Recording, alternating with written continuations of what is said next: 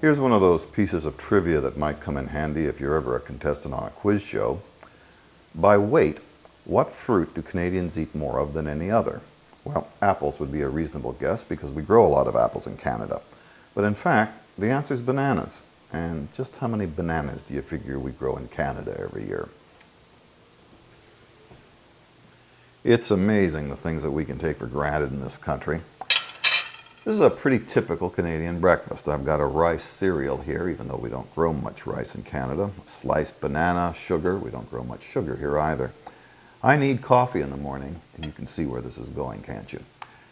My wife prefers tea. The grandchildren like this instant chocolate. Tea and cocoa aren't exactly common Canadian crops either, are they? Nor is my half grapefruit or the oranges from which this juice is squeezed. In fact, just about the only Canadian ingredient in this Canadian breakfast would be the milk from our cereal. Everything else comes from someplace else, and most of that someplace else is in the third world. Cocoa from Africa, bananas and coffee from Latin America, tea from Asia, sugar and citrus fruits from the Caribbean.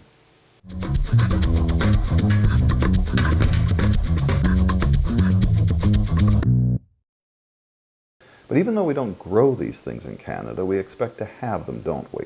And what's more, we expect to have them at a certain price. Canadians love coffee. That's what keeps our national coffee chain going. But we expect it to be reasonably priced. Last time I checked in a grocery store, coffee runs from about $3.30 a pound to about $6 a pound.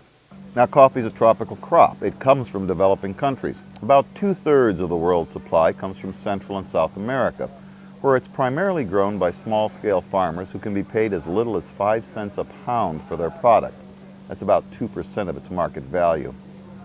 That low price paid to the farmer, we're told, is what keeps coffee affordable. I suppose it's something like the shorts I'm wearing. I wanted them, I bought them after all, but would I have been willing to purchase them if the person who had actually sewn them had been paid a union scale wage in Canada? If he or she had been, then the price of the shorts might be significantly higher. The way the manufacturer keeps the cost down is by having them made elsewhere, someplace where the cost of labor isn't as high as it is in Canada. Someplace like this. This is one of the Zona Francas, the free trade zones in the Dominican Republic. Many multinational corporations have moved their operations to locations like these throughout the developing world. And so, now a wide range of products are produced here, which at one time would have been made in places like Canada or the United States. This is sometimes called outsourcing, and it hasn't made workers in those countries very happy.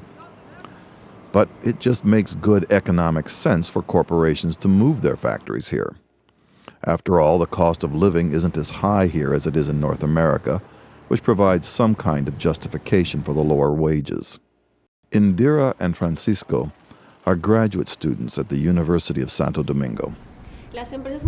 The advantage that multinationals find in moving their factories to our country is lower production costs. For example, the cheaper labor, as well as the lower costs for raw materials. In addition, the Zonas Francas are special areas set aside in countries like the Dominican Republic, which do not need to follow normal business practices.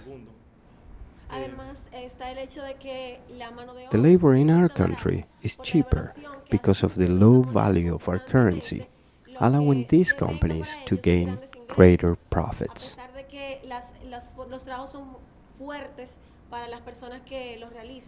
Tienen algunas ventajas, puesto que las regulaciones en nuestro país no son muy específicas. Además, que el gobierno The environmental regulations in our country are not very precise, and companies take advantage of this. In addition, the government provides economic incentives for a period of time, 2 or 3 years, until the company can show good profits. You must realize that companies do not necessarily make a profit as soon as they begin. The environmental regulations which exist are not as strict as those in other countries, where the costs of meeting environmental regulations would be higher. That would make the company's profits lower. This is sugar cane. This is the type of place where the sugar for my breakfast cereal originated. At one time, Sugar was the primary export crop of the Dominican Republic. But cutting sugar cane is hard and dangerous work, and the wages are outrageously low. So today, most Dominicans refuse to do it. Most cane grown in the Dominican Republic now is cut by Haitian migrant workers who live in camps like this one. It's called a batey. Hundreds of workers and their families live here during the harvest. A single room can house 20 or more people. Dr. Yves Pamphile works with Haitian migrants in the Dominican Republic. A batey is a place away from the capital where there's no social development in the sense that most of the time there are no schools, no safe drinking water, no sort of medical care, no playgrounds or opportunities for adults to exercise for their health. There are also no employment centers. This is where the Haitian workers live. These are things that some of us would just as soon not know about. But the fact is that it's only because of conditions like these that the prices we pay for our coffee and sugar remain as low as they do. The question I ended our last program with was why those of us who live in developed countries should be concerned about what conditions are like in lesser developed countries. And I suppose the most basic reason is that we're already part of the equation. We're already engaged in an interdependent trading relationship with these nations that appears to be benefiting us more than it does them. Economists and political theorists would suggest that there are many complex reasons for the extent of the poverty so common throughout the developing world, and no doubt they're right. But at least at one level, the reason is pretty simple. As we said in our first program, lesser developed countries now make up about 80% of the world's population. People who live in more developed nations like Canada or the United States are only 20% of the global population. And yet we own, control, or consume approximately 80% of the world's annual wealth, which leaves the majority population with access to only about 20% of the world's wealth. The problem is that it's natural for people, including me, to be motivated by self-interest. So it's hard to be too concerned about what's happening in other countries as long as the situation's benefiting us.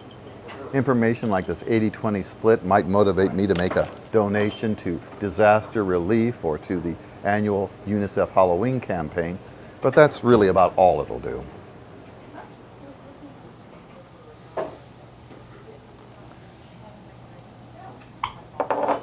We won't really become concerned until we discover that what happens in these countries affects us, affects our lifestyles and our expectations.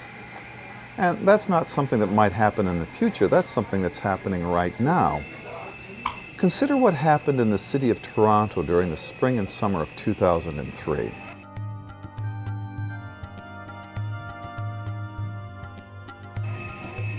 As far as we can tell, the first outbreak of SARS occurred in the Guangdong province of China in November of 2002.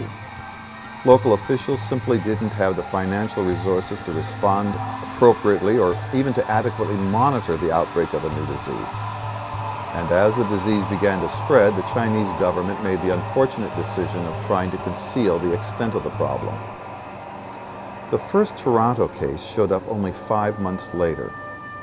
A 78-year-old woman who had recently returned from a visit to Hong Kong was admitted to hospital on March 7, 2003. Virtually all the other cases of SARS that occurred in Canada that year could be traced back to that single individual.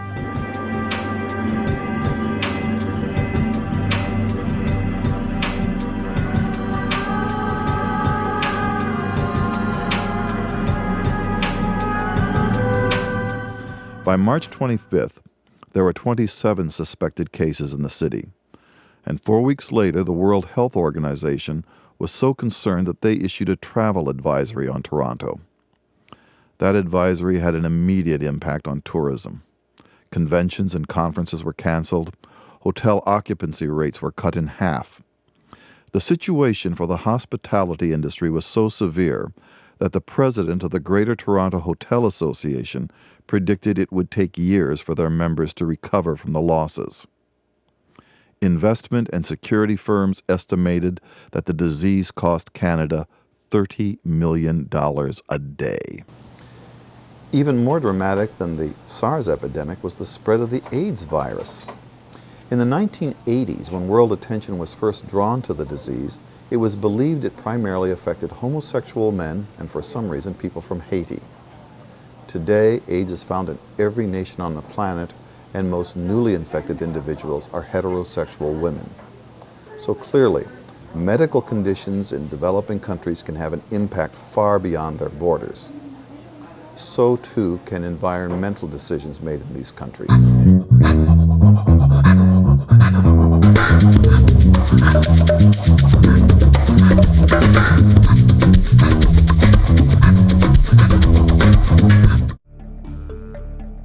Industrially developed nations, rich nations, are concerned enough about the environmental choices poor countries make that they've taken steps such as using satellite imaging to monitor the amount of rainforest being cut down in the Amazon each year. It was 18,000 square kilometers in 2001. By 2002, it had gone up to 26,000 square kilometers. Throughout the tropical world, rainforest is being cut down at a rate that would result in its complete eradication within 100 years if steps aren't taken now to prevent that from occurring. Loss of rainforest has already resulted in the extinction of many plant and animal species, reducing the Earth's biodiversity. It's also been identified as contributing towards climate change, because as rainforest is destroyed, that releases carbon into the atmosphere, which increases the tendency towards global warming. Of course, if you live in a country with a climate like Canada's, you might think that the Earth becoming a warmer place is a good idea, but it's not.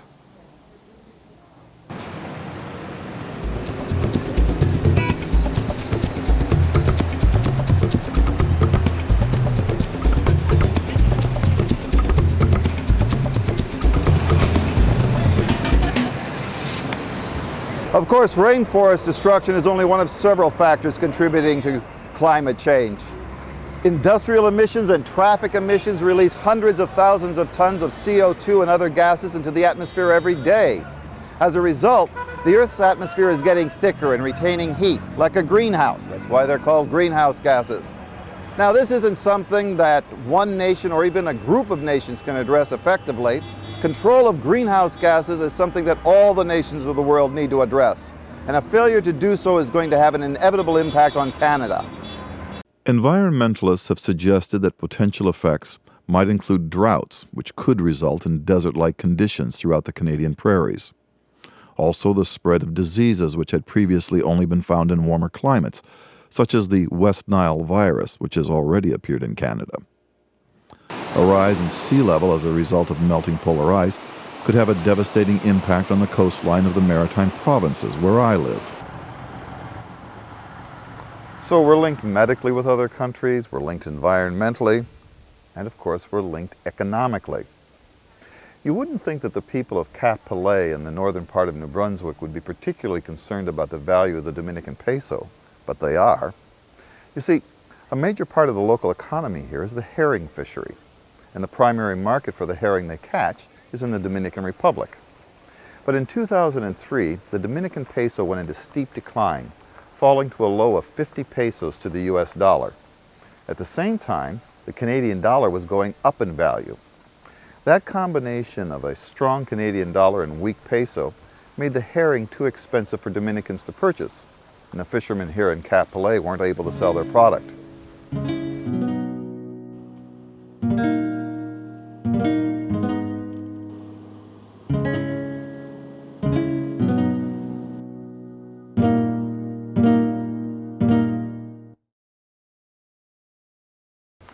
We live in a global economy.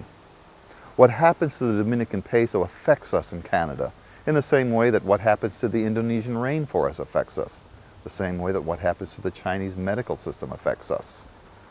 And of course, we now all recognize that political events in other countries can have a profound impact on our security here in North America.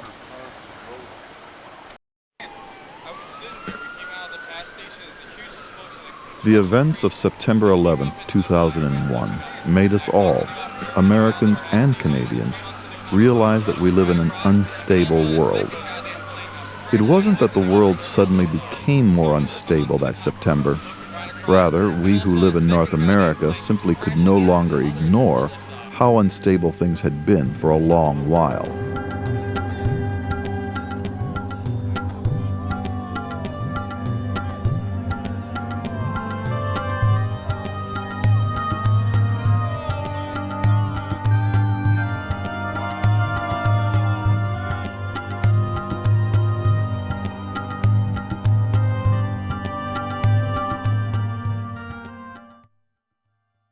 The analysts will tell us that many complex factors have contributed to that instability, and they're right. But one major component brings us back to basic economics. A global economic system has evolved that appears to be benefiting a minority of the world's population at the expense of the majority.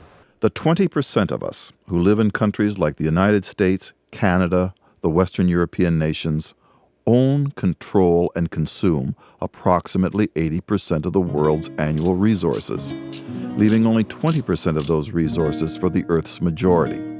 Even when those resources, such as commodity products like petroleum, strategic minerals, coffee, and other food items, originate in developing countries.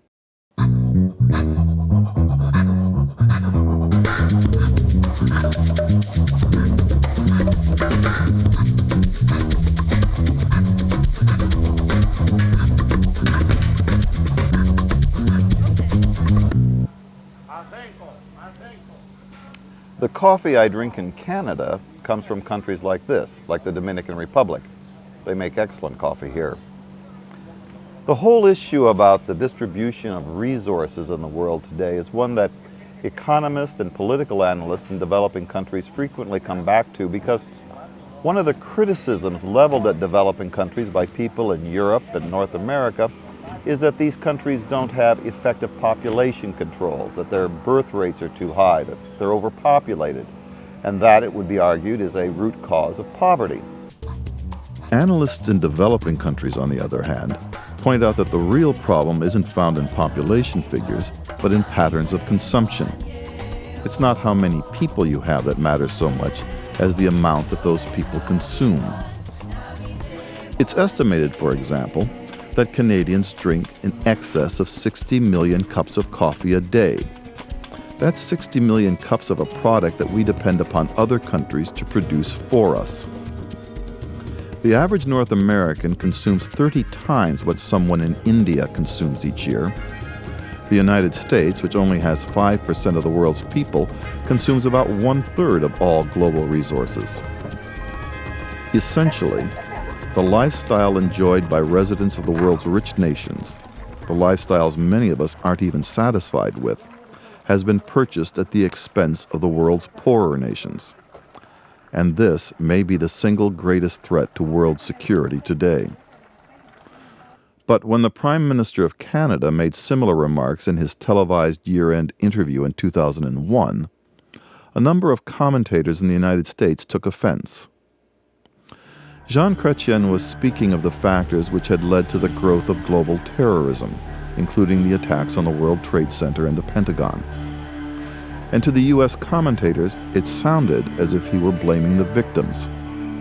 He wasn't, of course, but it would be hard for many Americans to understand that.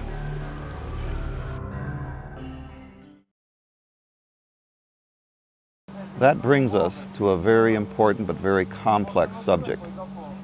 You see, the reason why the commentators felt the way they did about Chrétien's remarks is that they viewed them, quite naturally, from a particular national perspective or point of view. Much the same way that, for example, people in Palestine or Israel would view the events in the Middle East from a point of view that isn't necessarily shared by people living in other countries. You see, although we think we do, none of us views the world objectively. We all view the world from a particular perspective, and that's a very visceral thing. It not only affects the way in which we judge current events, it affects things as basic as what we feel comfortable or uncomfortable eating.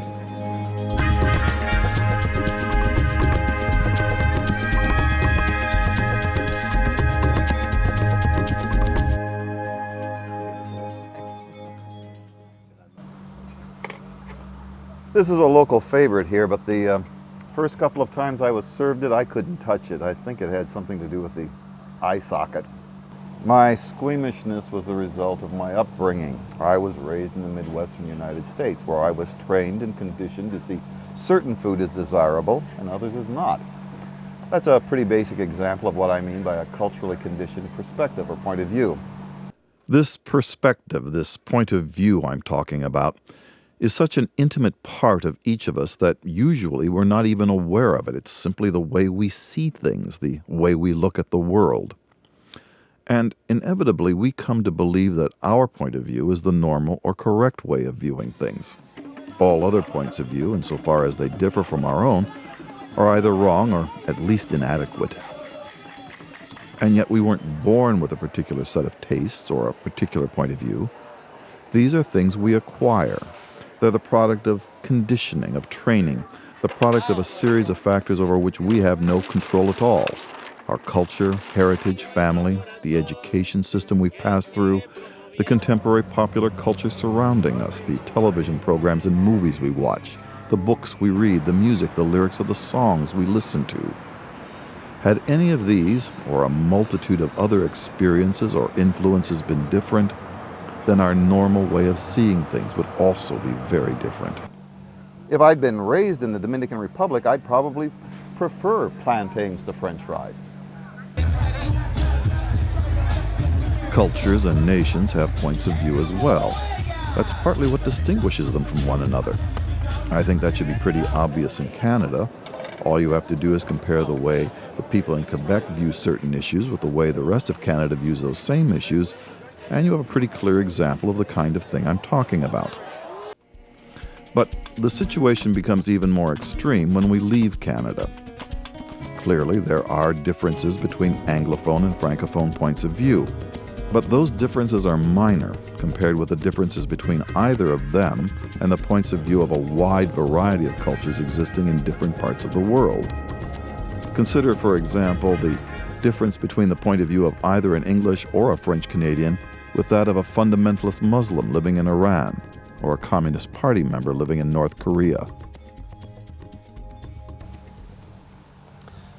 The whole issue of point of view is one that we need to be conscious of and concerned about because it does affect the way in which we understand events occurring throughout the world. It's not enough to recognize the links of interdependence which bind the nations of the world together. We also need to recognize that our understanding of those links is conditioned by a particular point of view and not an objective one. Our point of view is inevitably colored by our national and personal values and ambitions. Recognizing that the links, that the connections exist is a necessary first step in seeking to bring about change, but our efforts to bring that change about will be fruitless unless we also keep in mind the way in which our understanding of those connections is influenced by our point of view.